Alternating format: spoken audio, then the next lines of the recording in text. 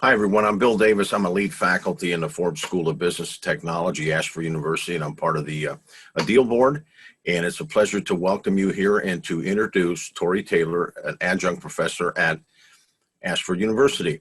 Tori's topic today is online engagement, ensuring every student makes it to the finish line post-COVID. This session will focus on online engagement, strategies that include using technology to enhance the online classroom experience, increasing student engagement, and creating a quality student experience post-COVID. Tori Taylor, welcome. Tori earned her degree in sociology in 2009. Her interests as she graduated were the needs of seniors and family, specifically single parenting.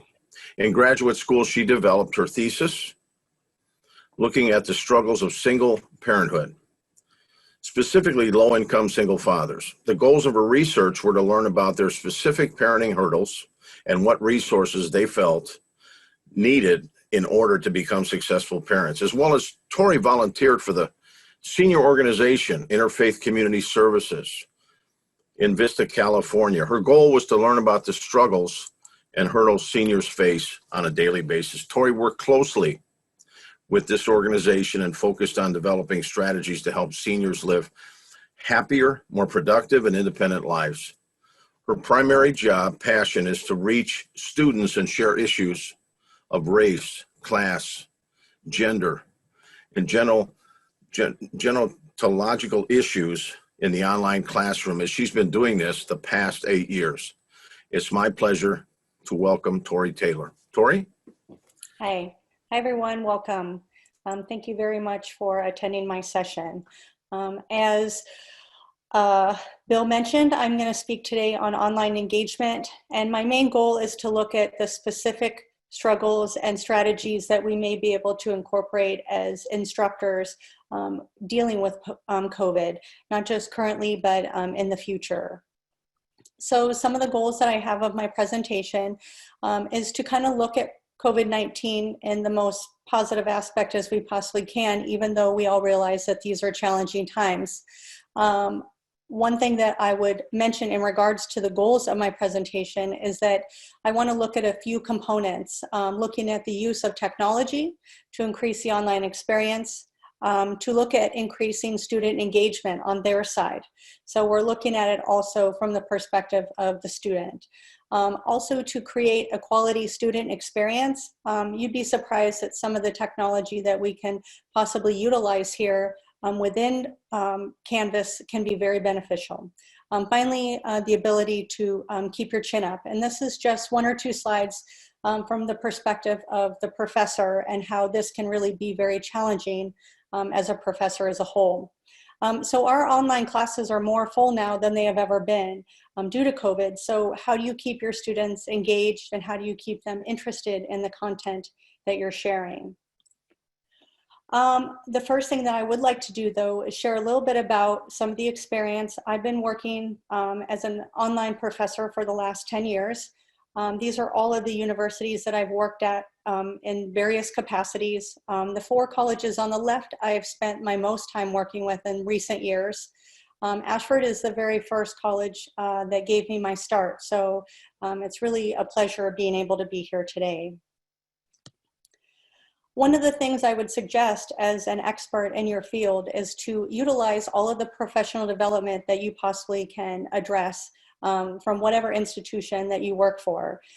They have a lot of really wonderful ways of learning about online engagement, looking at students' needs, looking at specific needs of the student. For instance, military folks that are often attending at Ashford, and other ways to really meet the needs of your student as a whole.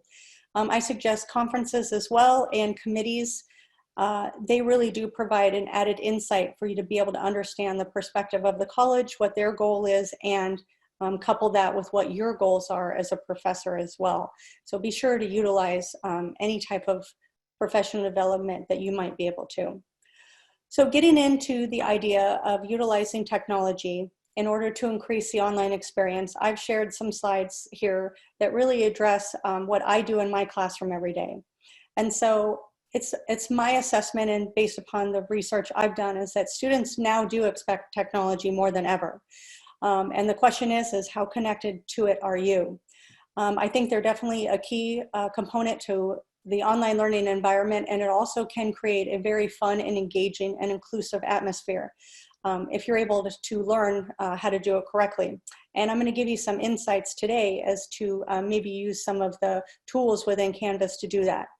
One thing that I do realize is that students often use the app. So if you have the ability to look at the material that you share online, always try and look at it through the app as well, because it will be beneficial in making sure that your material is relayed the way in which it's meant to be relayed.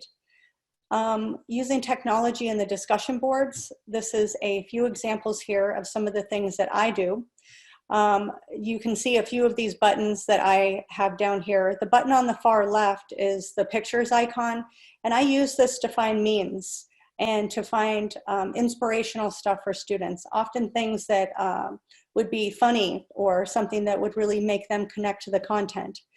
It's amazing that students really do want to have that added connection to their professor. So if you can share a little bit of who you are and what you're about and what you think is funny and what you think is challenging, then you can really do a lot to help them. Additionally, the two buttons on the right-hand side, the little green leaf is the Khan Academy button, and it really does allow you to pull additional material and content into the discussion board that you might otherwise not been able to have done. So this really is beneficial in teaching basic concepts or concepts that that a video would be much better at sharing, as opposed to just typing out text or content in that way. The button on the left of that would be the YouTube video, and it really is beneficial in being able to insert quite a large amount of content that you would like to be sharing day to day as you're looking at the content as a whole. The button on the right of the leaf is where you have the ability to insert your own media. I use this button quite often, and it really does allow me the ability to say, great job. I can use this within the announcements board, within the discussion board, and it's an additional way for me to speak to just one student and say, wow, you did a great job. And this button allows me the ability to do that, where I can actually share a little bit of who I am, what I look like, what I sound like, and this really does create a greater connection to your students. Oops, let me make sure, okay. As far as the record and upload video button, this is the button that's in the red circle, and I have a few small insights into the best way to manage this button. One is to make sure that you keep the message simple. I would suggest only maybe 1 to 3 points at a whole. Definitely keep it short. You would think that a video that was only 2 to 3 minutes would be somewhat short, but in essence, it really starts losing its value the longer the video is. So you want to keep it short and sweet. Make sure you address any minimal background distractions. Anything where people are walking by, or you have the TV on, or anything such as that, that can be hard for a student to pay attention to what you're addressing. As well, noises, planes, cars, and be careful that you don't make it boring. Oftentimes I just sit in my backyard. We have a really nice forest line, and I just sit there and listen to the birds, and I think it's a really great way to share some information. I know that a lot of our opportunity is to utilize and make captions available to students. So if you do have that within Canvas for you, I think it's a really great way, because oftentimes students are or were studying at Starbucks and Panera. So having it ADA so that they're able to read it as well is quite beneficial if you have that capability. For me, when I think about some of the videos that I make for my students, I make some of them somewhat generic so that I can utilize them for multiple courses. This is beneficial to me and to them, because I have the ability to just put them into multiple courses as a whole, and then I can share information such as where to find the syllabus, what the students need to do in order to meet the requirements for the discussion boards, and things like that. Think about how these videos may be beneficial to you and how you can really share the most for them, and so that they can then get the most out of the course for you. Another thing I like to do is I like to teach them how to do things within Canvas, teach them how to create and post their own video discussions. I think this definitely does encourage engagement. It really does help out as a whole, and it's a lot of fun to see them on their other side sharing information as well. Share expectations of what a quality discussion entails or what it looks like, and you can do this with multiple ways as well. You can share whatever expectations might be not currently met in your course. You can actually utilize this to help bring that up for you as a whole. Make sure that you're careful that it's not too strong of a message, and be very mindful of the language that you share. I have never shared a video where I felt like students were offended by what I said, but I have had students come back to me and say, well, did you mean this or did you mean this? And for me, I thought that it was straightforward, but I ended up sending another video out to make sure that they understood. I will show in a minute within the email just how there are two buttons that can really kind of increase and make technology a little bit more fun. Instead of just sending an email that we all get, you can actually enhance it with the video button and the attachments button. If you could see the little GIF on the side here that talks about great job, wonderful work, you can actually add these kinds of comments within your email or your announcements, and I think it's a really fun way to tell your students that they're doing a really great job, and it makes it more inviting within the email as a whole. As I mentioned, I wanted to show a pictorial representation of where you could find these two buttons. This is when you open and compose a message within my course. It allows me on the left-hand side for me to select the course and the subject matter and then share what I want to share. But it also gives me the ability to add attachments such as syllabi or any other materials that you want them to read. And on the right-hand side of that attachment button, on that paper clip, is a video record button where I can actually record for a minute or 30 seconds. Great job this week. Thank you all for your hard work and dedication. And I really think it's fun to be able to give them that added insight, and it really makes all the difference. So if you're interested in trying some of these buttons, I would definitely suggest that you do so. Finally, one of the things that I believe is so very important when you're utilizing technology within your course is it actually does create and lessen the number of emails or questions that you may get from your students. The more that they know and the more that they understand, the better off they'll be. So I like to share videos, especially via email, that solve problems within my course. I like to explain troubling issues or concepts. If it looks like students are not understanding something, I may just send an email out with a 1.5-minute video that shares a little bit more in depth into understanding what's going on within the course that week. It also allows me to fix problems with accessing quizzes or any type of Canvas material that students aren't able to find. So I can send a quick video and say, this is where you find it, this is how you get there, and it really is beneficial. It does definitely limit the number of emails as a whole. Other ways that I address technology within my course is to make sure that my content links to other content. So here are two examples of the way that I do that. One is I would, on the left-hand side, I have a welcome announcement from a course that I just finished teaching. And if I go below where it says, feel free to let me know, I can click once or twice, and then I can go to the links button and then link it to any page that I want to. So let's say I want to create a shortcut for my students to be able to get right to the announcements page. So I can go into the various pages and create a link there. What it's going to end up looking like is what it looks like underneath where it says week 3 here.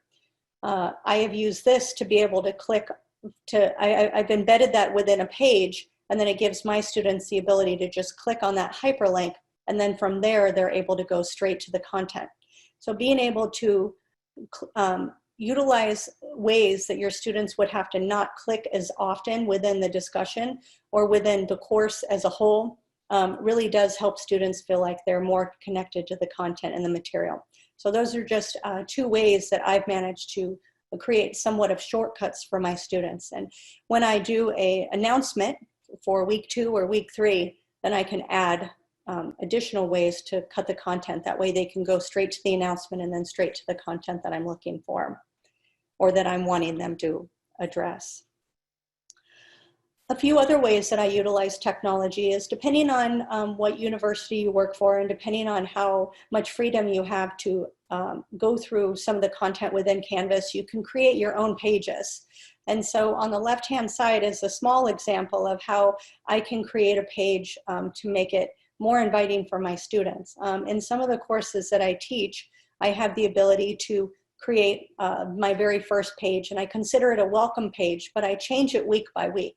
So I may have it look like this on week 1 or at the end of week 1 where it says I graded our discussions, but I can change it. I can put other pictorial representations of great job this week, wonderful work in week 2, congratulations, and I can add stuff from my syllabus, and I can really create a fun and inviting page. And so this really allows me the utmost of creativity, and that way my students not only know what's going on within my course, but I can adjust all this material. I can create another blank page here and then add additional material week by week. So there's a lot of fun and creativity in that. On the right-hand side, you will see as well, this is where I would do my grading. And the 2 buttons below where it says add a comment, I use these quite often as well. If I have a student that might have missed class once or twice, and I feel like they're starting to fall behind, I may add a great job or let's keep this moving, some sort of pictorial representation that lets them know that I'm really behind them and I really want them to do well in the course. I also utilize the button on the right, which is the video button, and it allows me a quick 15-20 second ability to say, hey, you know, you can do a great job. I'm really rooting for you. Let's see what you can do, and let me know if there's anything that you need from me, and I'm here to help you. So I utilize these buttons quite often when I'm working within Canvas, and they really do make all the difference. I've actually had students before that have texted me within less than 2 to 3 minutes that have said, oh, I got your video, thank you so much, and I'm doing my discussion right now. So I've seen that it actually is really helpful and encouraging engagement for students. Over the years teaching, one thing I've always done is gotten a lot of help from Canvas support. Depending on which institution you work for, I'm sure they're just fantastic, and I would ask them what they suggest are main problems that you would see within your classroom and what you can do to try and help them. So what I did was I called Canvas support and I talked to them and asked them what they would suggest. And so a few things you can always do is ask questions before your class starts, because sometimes once the class starts, it can be a little bit more difficult to make